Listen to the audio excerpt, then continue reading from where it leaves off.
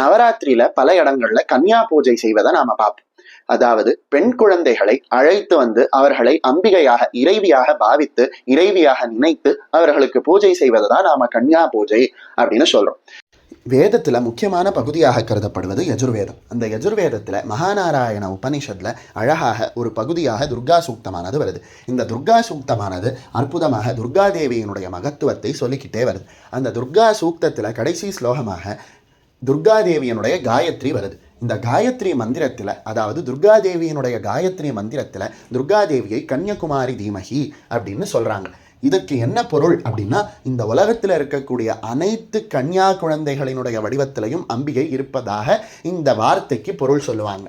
ஏன் அப்படின்னா, வேதமானது கன்னியகுமாரி தீமகி அப்படின்னு சொல்லியிருக்கு. அதாவது கன்னியா குழந்தையினுடைய வடிவத்தில், அதாவது ஒரு கன்னியா குழந்தையினுடைய வடிவத்தில் குழந்தை வடிவத்தில் இருக்கக்கூடியவள் அப்படின்னு இந்த ஸ்லோகத்தில் துர்காதேவியை சொல்றதுனால கன்னியாகுமரி, கன்னிகையாகவும் குமரியாகவும் அவள் இருப்பதனால அவளை பெண்களினுடைய வடிவத்தில் பூஜிக்கணும் அப்படிங்கிற மரபு வந்தது அப்படின்னு சொல்லுவாங்க. இந்த நவராத்திரி 9 நாட்களும் நாம துர்காதேவியை வழிபடுவதனால இந்த துர்காதேவி இந்த உலகத்தில் இருக்கக்கூடிய அத்தனை பெண்களிடமும் இருப்பதனால நாம நவராத்திரி அப்போ துர்காதேவியே ஒரு கன்யா குழந்தையினுடைய வடிவத்தில் இருக்கிறதுனால நவராத்திரி அப்போ துர்கா பூஜை செய்யும் பொழுது கன்யா குழந்தைகளை வழிபட வேண்டும் அப்படிங்கிற மரபு வந்துருக்கு.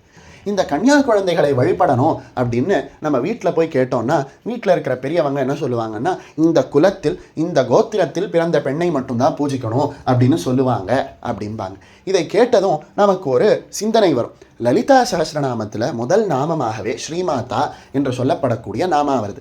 அந்த நாமம் என்ன சொல்லுது அப்படின்னா, இந்த உலகம் அனைத்தையும் பெற்றெடுத்தவள் அப்படின்னு அந்த நாமாவுக்கு அர்த்தம். இப்படி அனைத்தையும் பெற்றெடுத்தவள் அவள்தான் அப்படின்னு சொல்கிற பட்சத்தில் அவளை பூஜை செய்யக்கூடிய இந்த துர்கா பூஜையில் அவளை பூஜிப்பதற்கு ஜாதி பேதம் பார்த்தோம் அப்படின்னா அது அம்பிகையை அவமதிப்பது போல தானே இருக்கும். அப்படி இருக்கும் பொழுது இந்த குலத்தில் பிறந்த பெண்களை மட்டுமே கன்னியா பூஜை செய்யணும் அப்படின்னு சொல்கிறது சரியாகுமா அப்படின்னு கேட்டால் அது சரியில்லைன்னு சொல்லணும்னு தான் தோன்றது. அதே போல் நம்ம மார்க்கண்டேய புராணத்தில் ஒரு பகுதியாக கருதப்படக்கூடிய தேவி மகாத்மியத்தில் என்ன சொல்லியிருக்கு அப்படின்னா, வித்யா சமஸ்தா தவதேவி பேதாக ஸ்திரியா சமஸ்தா சகலா ஜகத்சோ அப்படின்னு சொல்லியிருக்கு. அதாவது இந்த உலகத்தில் இருக்கக்கூடிய அனைத்து கலைகளும் அம்பிகையினுடைய அம்சமாக கருதப்படுது. அதே போல் இந்த உலகத்தில் இருக்கக்கூடிய அனைத்து பெண்களும் அம்பிகையினுடைய ஒரு அருள் வடிவமாக கருதப்படுறாங்க. அதாவது எந்த குலத்தில் பிறந்த பெண்கள் மட்டுமே அம்பிகையினுடைய வடிவம் அப்படின்னு அங்கே புராணத்தில் சொல்லலை, ஸ்திரியா சமஸ்தா அப்படின்னு சொல்லிடுது. அதாவது இந்த உலகத்தில் இருக்கக்கூடிய பெண்கள் அனைவருமே அம்பிகையினுடைய வடிவம் அப்படின்னு சொல்லுது. அது மட்டும் இல்லாமல் கன்னியா பூஜையை எப்படி செய்யணும் அப்படின்னு ருத்ரயாமலம் முதலிய தந்திரங்களை எடுத்து நாம் பார்க்கும் பொழுது என்ன சொல்லியிருக்கு அப்படின்னா, எந்த வர்ணத்தில் பிறந்திருந்தாலும், எந்த குடியில் பிறந்திருந்தாலும், எந்த கோத்திரத்தில் பிறந்திருந்தாலும் அந்த பெண்களை பூஜிப்பதனால நமக்கு அனைத்து விதமான பலன்களும் வரும் அப்படின்னு சொல்லியிருக்கு. சொல்லப்போனால் இந்த பெண்ணை நாம் பூஜிக்கக்கூடாது அப்படின்னு சொல்லப்படக்கூடியது மாதிரி இந்த குலத்தில் பிறந்த பெண்ணை பூஜிக்கக்கூடாது, இந்த கோத்திரத்தில் பிறந்த பெண்ணை பூஜிக்கக்கூடாது அப்படின்னு எந்த ஒரு இடத்துலையும் எந்த ஒரு சாஸ்திரமும் சொல்லலை. சொல்லப்போனால் ருத்ரயாமலத்தில் கூட அனைத்து விதமான வர்ணத்து பெண் குழந்தைகளையும் பூஜிக்கணும், சமமாக பூஜிக்கணும் அப்படின்னு தான் சொல்லியிருக்கு. இந்த பெண் குழந்தைகளை ஏன் இறைவியாக பாவிக்கிறோம் அப்படின்னா, லலிதா சஹஸ்ரநாமத்துல பாலா அப்படிங்கிற நாமம் வருது. இந்த பாலா அப்படிங்கிற நாமத்துக்கு என்ன அர்த்தம் அப்படின்னா, 9 வயது நிரம்பிய பெண்ணின் வடிவத்துல இருக்கக்கூடியவள் அப்படின்னு அம்பிகைய சொல்றோம். எதுக்கு இந்த 9 வயதுக்கு ஒரு முக்கியத்துவம் தராங்க அப்படின்னு கேட்டோம்னா, எண்கள்ல 9 தான் வசதியான இடத்துல இருக்கு.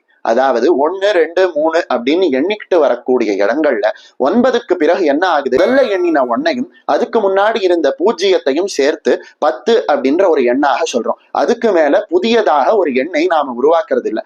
அந்த வகையில 9 அப்படிங்கிறது எண்ணிக்கையில உயர்ந்ததாக இருக்கு. அந்த வகையில தேவர்களுக்கு அத்தனை பேருக்கும் மனிதர்கள் அத்தனை பேருக்கும் உயர்ந்த தாயாக இருக்கக்கூடியவள் அம்பிகை இறைவி அப்படிங்கிறதுனால அவளை 9 வயது நிரம்பியவளாக நாம பார்க்கிறோம். அதே போல 9 வயது நிரம்பிய பெண் குழந்தைகள் வீட்டுல வளரும் பொழுது ஒவ்வொரு நாளும் ஒவ்வொரு விதமாக வளர்ந்து பலவிதமான லீலைகளை செய்யக்கூடியவர்களாக இருக்காங்க. அதாவது பலவிதமான விளையாட்டுகளை செய்யக்கூடியவர்களாக இருக்காங்க. அந்த வகையில அம்பிகையும் இறைவியும் இந்த உலகத்தை படைத்து காத்து அழிப்பதை ஒரு விளையாட்டாக எப்பொழுதும் செய்து கொண்டே இருக்கிறதுனால அம்பிகையை ஒரு குழந்தை விளையாட்டை போல இந்த உலகத்தை படைத்து காத்து அழிக்கக்கூடிய வல்லமை இருக்கிறதுனால அவளை குழந்தையாக பாவிக்கக்கூடிய ஒரு மரபும் வந்தது. அதனாலதான் லீலா வினோதினி அப்படின்னு சொல்றோம். குழந்தை விளையாட்டை போல பலவிதமான உலக நாடகங்களை அம்பிகை இறைவி நடத்துவதனால அவளை குழந்தையாக பாவிக்கக்கூடிய ஒரு மரபு இருக்கு அப்படின்னு நம்ம புரிஞ்சுக்கலாம். இன்னைக்கும் நேபாளத்திலையும் காட்மண்டு அப்படிங்கிற இடத்திலையும் குமாரி தேவியை வழிபடக்கூடிய ஒரு மரபு இருக்கு.